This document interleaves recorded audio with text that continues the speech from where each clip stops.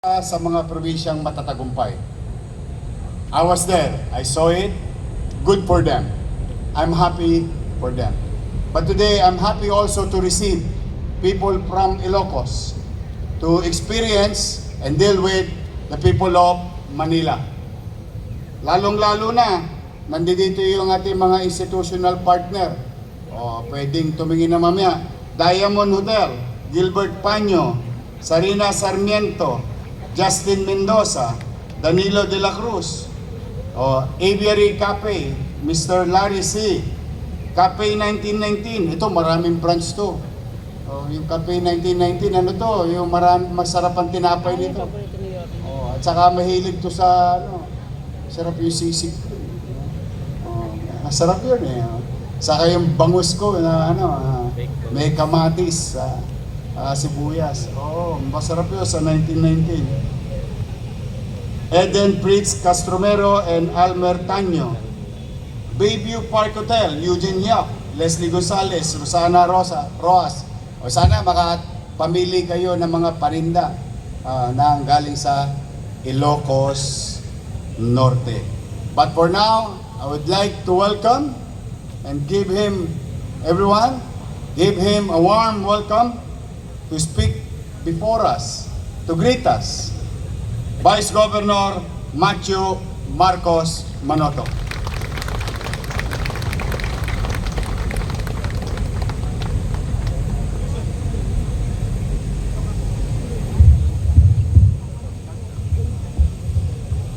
Maraming salamat po. Magandang umaga po sa ating mga Ilocano. Just check nina na yung magabigat. Sa ating mga Bisaya, daghang salamat. Tama ba, Jamie? Unang-una po, I'd like to thank, of course, ang haba po ng pangalan, but let's just say, Yorme Isko. And of course, Vice Mayor Chi Atienza, Senator Joey Lina, my friend, the talented singer Crystal Bagatsing, my PGIN family, all of my kakailian from Ilocos Norte, sa lahat ng ating kasama sa City Hall. Once again, a very good morning to all of you and thank you for joining us this morning. Though I know you're not here for me, you're here for your men. And of course, my only and better half, Jamie Harrell, thank you for accompanying me. Sa mga marunong magbisaya, siya po ay isang Bisaya. Hindi siya mukhang Bisaya, but i-testing nyo, kaya yan. First and foremost, I'd like to thank each and everyone who has made this P2C possible. I recall, Yorme, I visited you on October 15 to beg and request that you welcome us dito po sa ating City Hall. And you were so proud to tell me that you are original KB. And your mother was a loyalist and you were there when President Marcos Sr. returned. I was not there. I was born po in 1988. Yorme and I are of different generations, but we see eye to eye. Manila is truly lucky to have Yorme Isko. We need more leaders like Yorme, a self-made man who has improved so much, yet dreams to do so much more for Manileños. Someone like me who believes strongly in the importance of good governance and real action. Bilis kilos, hindi bilis salita. Tama po?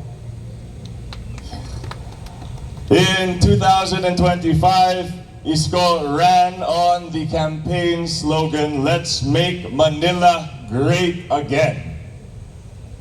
Does that sound familiar? Yorme, we don't forget these things and we deeply appreciate you. Kahapon lang po, kasama ko si PBBM. Sabi ko po sa kanya, i-meet ko po si Yorme Isko bukas. Sabi niya, alam mo, magaling siya, epektibo. Pag may ini-implement sa Metro Manila, palagi daw nauuna ang City of Manila.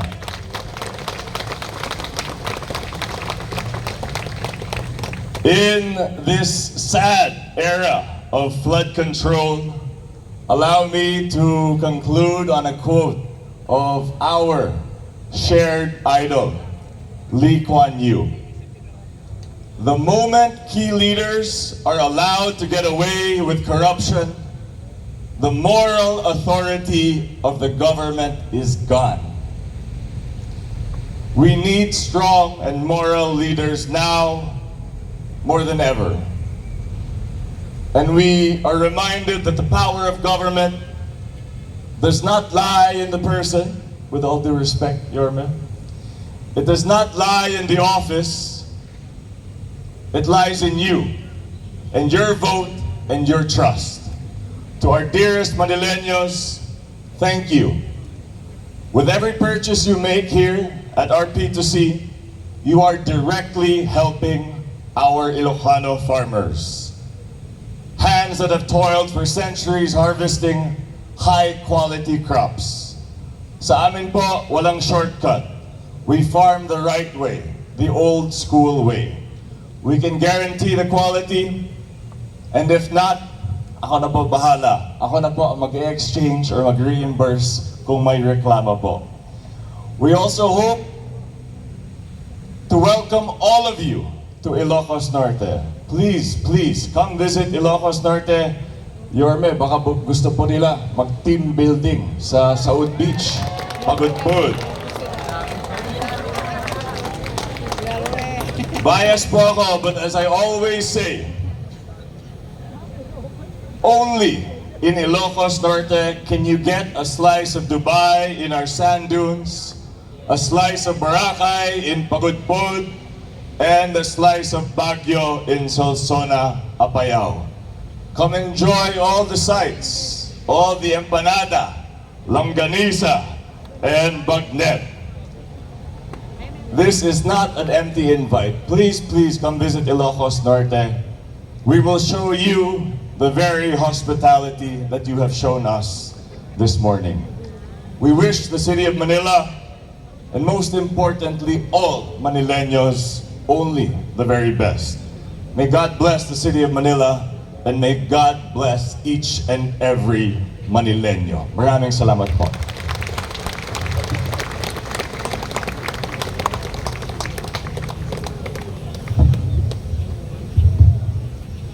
Sa mga nangangarap na dalaga dyan, hindi na po binata si Vice Governor. Mapapasana all ka na lang, my girlfriend.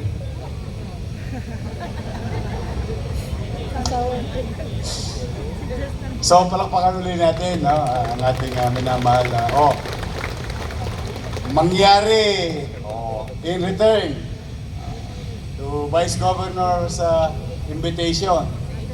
Matapos lang tong EO 110. Tingin ko naman, winding up. Hopefully nga, katulad ng panalangin kanina noong ating nagdasal, magtino na yung sitwasyon sa Iran at saka Amerika, or what you call Middle East crisis. After that, pagka paupanan lahat, sabihin nyo, ayan, I authorize all your department head, magkanda kayo ng mga training seminar. Excited yan kasi lahat decline eh. Opo, dinecline ko lahat ang mga hanggat maaari. Yung mga request, in fairness naman sa inyong mga director, nag-request naman talaga kasi it's summer. But having said that, with regard to EO 110, we need to follow some measures and try to be sensitive with the current situation for our people.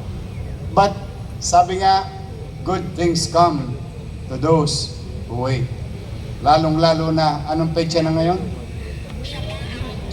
Ha? A4. Ilang tulog na lang. Jollibee na naman. I have something for you. Don't worry. But again, umupa lang to. Yes, we'll go. We'll go to Pagod Food. You should see Pagod Food. Ako, kinukwento ko kay Vice Governor nung medyo binat pa ako. Dinadrive ko yun nung araw. Kasi usong-uso nung 90s yung magdadrive ako hanggang... Ayun, those are the days. But again, thank you very much. Mga ATAPs, mga Batang City Hall, Bagnet, Empanada, Sibuyas. Ako, hinahanap ko dyan yung pinakurat, saka yung sibuyas, saka yung bagnet. Bibigay ko kay Ian Nieva. Para dumiretso na. Dire-diretso na, Ian. Hindi ka na mahirapan. Pampaliwanag ng bahay. Muli sa inyo lahat, it's another week for us to be of service to the people. And always bear in mind and in your heart, many are called, but few are chosen. You were given a chance to be of service to our people, so excel from it.